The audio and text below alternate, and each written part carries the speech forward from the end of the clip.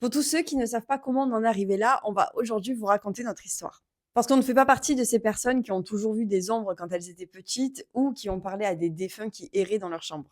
Tout a commencé le lundi 25 septembre 2023 et pour comprendre le départ, il faut remonter à quelques semaines en arrière. Shirley nous propose à sa mère et moi d'aller dans un salon du bien-être et du paranormal. Il y a plein de stands et de conférences différents en lien avec la médiumnité, le paranormal et on suit notamment une conférence sur l'écriture automatique, mais qui, à ce moment-là, forcément, ne nous parle pas plus que ça. On écoute, mais pour nous, ça reste très abstrait. Puis Shirley tombe sur le stand d'une médium qui propose des connexions aux guides spirituels. Encore un thème abstrait, mais un guérisseur en avait parlé quelques mois auparavant à Shirley.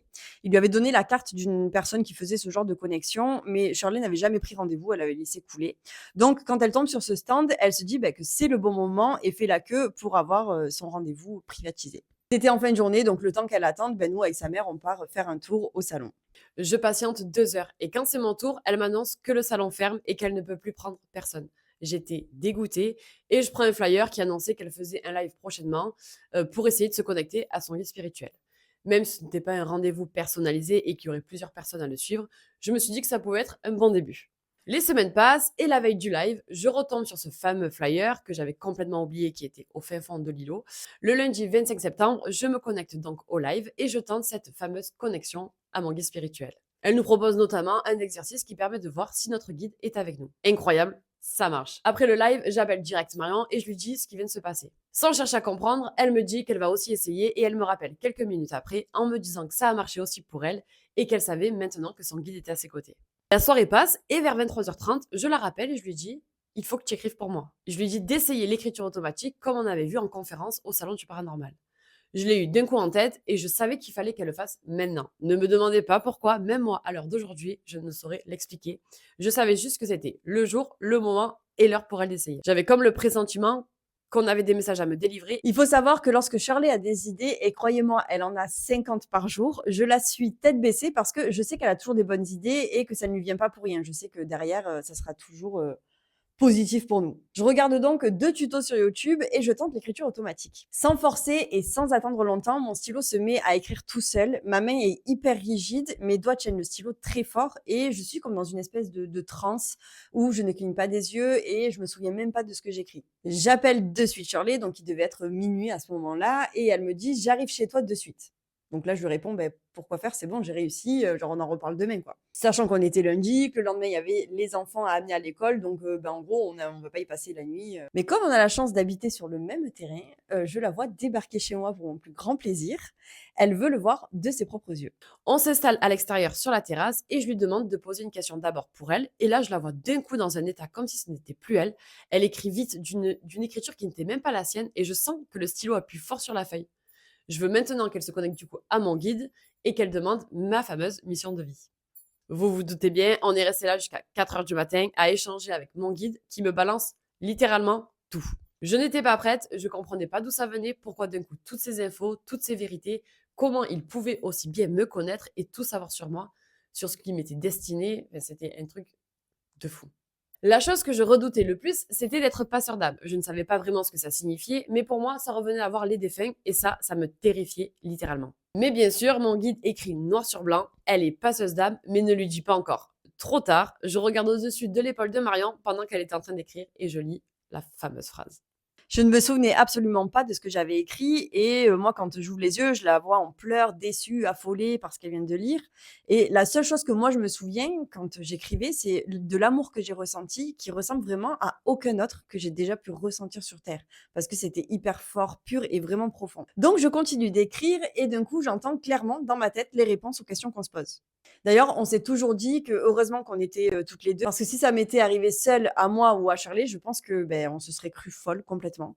Donc c'était lunaire, c'était du tac au tac. Un coup j'entendais, un coup ça écrivait direct sur la feuille. C'était vraiment, ça s'arrêtait pas, quoi. C'était donc une soirée magique et un peu déroutante à la fois et le lendemain matin, je sors boire le café sur ma terrasse et d'un coup, je vois le visage d'un papy qui vient devant moi, mais dans ma tête. Donc ça, c'est très difficile à expliquer comment, les images, elles viennent à nous. Mais en fait, j'avais l'impression qu'il était devant mes yeux, mais à l'intérieur de mon crâne. Et là, j'ai le prénom de la cousine à Shirley en tête. C'était son grand-père, j'en étais sûre, alors que je ne l'avais jamais vu. J'appelle sa cousine en question et lui dis de venir à la maison le soir même ou dès que possible parce que son grand-père a un message à lui transmettre. Et de là, tout s'enchaîne très vite. On fait des expériences tous les soirs grâce à l'écriture. On reçoit des messages de nos défunts, mais aussi de plein d'inconnus. Pour confirmer tout ce qu'on était en train de vivre, je décide de prendre rendez-vous avec la fameuse personne du salon qui réalise les connexions au guide. Et 10 jours après, on se retrouve au rendez-vous en visio. Marion reste à côté de moi tout le long. Je veux pas qu'elle bouge. Je ne dis rien à la médium sur tout ce qui s'est passé les derniers jours pour qu'elle soit le plus objective possible. Le rendez-vous dure pratiquement 2 heures et elle me confirme tout ce qui nous a été dit. Elle nous donne exactement les mêmes infos. Il n'y a donc plus de doute, il y a eu un vrai tournant dans notre vie et on sait que plus rien ne sera comme avant. Reste plus qu'à savoir ce qu'on va faire de tout ça et elle m'a clairement dit que je pouvais faire comme elle, que j'étais le pont entre l'invisible et la terre et pour moi ça me paraissait tellement abstrait tout ça. Contrairement à Marion, c'est un domaine qui m'a toujours plus ou moins attiré, mais il m'attirait autant qu'il me terrifiait. À la suite de toutes ces expériences, Marion est venue s'installer quelques semaines chez moi parce que l'ambiance chez elle était devenue très lourde et très pesante. Elle s'est carrément caguée dessus. Quand elle est retournée chez elle, elle s'est mise à avoir des douleurs aux côtes pendant plusieurs jours. J'avais des douleurs au point de plus arriver à respirer jusqu'à un matin où j'appelle Shirley en pleurs. Je pouvais plus me mettre debout. J'avais l'impression d'avoir un couteau coincé entre mes côtes. Et comme je devais amener les enfants à l'école, du coup, je lui demande d'y aller et au passage de m'amener aux urgences. Les médecins n'ont bien évidemment rien vu. Il y avait rien sur le plan médical qui expliquait ces douleurs. Et Shirley me dit, demande au guide, voir ce qu'ils te disent. Et eux, ils me répondent que toutes les âmes, en fait, qui sont rentrées chez moi à partir du moment où j'ai commencé l'écriture, ont des messages à transmettre. Je comprends donc que je vais être la scribe de l'au-delà et que tant que je ne remplirai pas ma mission, ces douleurs, elles vont persister. J'ai parlé à toutes les âmes qui étaient chez moi en leur expliquant que je prendrais leur message, mais qu'elles ne pouvaient pas en fait me causer autant de douleurs, que vraiment elles ont dépassé les limites. Mais en même temps, j'avais pas posé de limite parce que je ne savais pas qu'il fallait en mettre. Parce que vraiment, on était novices, on connaissait rien, mais rien du tout à tout ça. Et c'est d'ailleurs le moment parfait pour vous rappeler à vous aussi qu'il ne faut jamais faire ce qu'on a fait sans protection. Croyez-nous que cette première expérience, elle nous a vraiment servi de leçon, même s'il n'y avait rien de mauvais chez moi. J'ai ouvert une porte au monde subtil sans me protéger et ça peut être vraiment dangereux. C'est pour ça d'ailleurs qu'on le répète tout le temps parce que les 2 tutos YouTube que j'ai regardés, elles le précisaient pas et quand tu es novice, que tu connais rien à ce milieu, en fait, ça te traverse même pas l'esprit de te protéger. Tu sais même pas qu'il faut le faire, quoi. 3 mois après, on a décidé de créer notre compte TikTok pour y diffuser les enseignements qu'on recevait de nos guides ou des maîtres enseignants. On trouvait d'autant plus notre légitimité qu'on n'était absolument pas de ce milieu, qu'on en avait des connaissances quasi inexistantes, sans formation, sans lecture spirituelle. On a tout appris par nos expériences. Ce sont elles qui nous ont forgés et qui nous ont tout appris. Et cette chance que l'on a eue, on a voulu la partager pour que le plus grand nombre puisse y avoir accès. Sans prétendre détenir la vérité, tout ce qu'on divulgue vient simplement de savoir que le monde subtil nous a transmis. Notre communauté a rapidement grandi sur TikTok et en mai 2024, on a décidé de faire les soins de connexion au guide. En parallèle, on continue d'apprendre, d'expérimenter tous les soirs, pas un jour de repos. On était fascinés, passionnés par tout ce qu'on découvrait. Ce qui a réellement changé depuis l'ouverture de nos connexions, c'est littéralement toute notre vie. On est quelquefois nostalgique, c'est vrai, de se dire qu'on ne peut plus vivre de façon insouciante comme on le faisait avant, parce qu'on sait maintenant que tout a un but, tout est une leçon, tout est une expérience. Et cette facette-là, cette partie-là de la spiritualité, ça nous déstabilise encore aujourd'hui. C'est comme si, pour vous donner un exemple très terre à terre, tu apprends que ton mec t'a trompé et même si tu décides de rester avec, tu peux plus faire comme si tu étais pas au courant. C'est toujours là, dans un coin de ta tête. Pour nous, c'est pareil. Quand on sort, il faut qu'on pense à faire notre petite prière de protection, notre petit rituel. Sinon, on est très fatigué. On va plus dans des lieux bas en énergie parce qu'on sait que c'est pas bon. Et on fait attention aussi à qui on fréquente. Alors qu'avant, c'était pas tout à fait pareil. On faisait tout ce qui nous passait par la tête et au pire, après, on était fatigué, mais on savait pas pourquoi. Et surtout, on était à 1000 lieues de s'imaginer que c'était par rapport aux énergies. Donc, en fait, on se privait jamais de vivre aucun moment, quoi. Et le juste milieu le plus dur à trouver, justement, c'est de savoir que tout ce qu'on vit, c'est pour une bonne raison, que c'est pas dû au hasard et en même temps le vivre pleinement comme si on n'était pas au courant de cette dimension-là. C'est très difficile parce qu'en vérité, quand tu sais ça, tu te demandes toujours pourquoi tu le vis. C'est presque automatique, ça devient presque un rituel après chaque expérience, quoi. Ça nous a bien sûr aussi apporté des choses merveilleuses, des rencontres alignées. On a pu aider des centaines de personnes.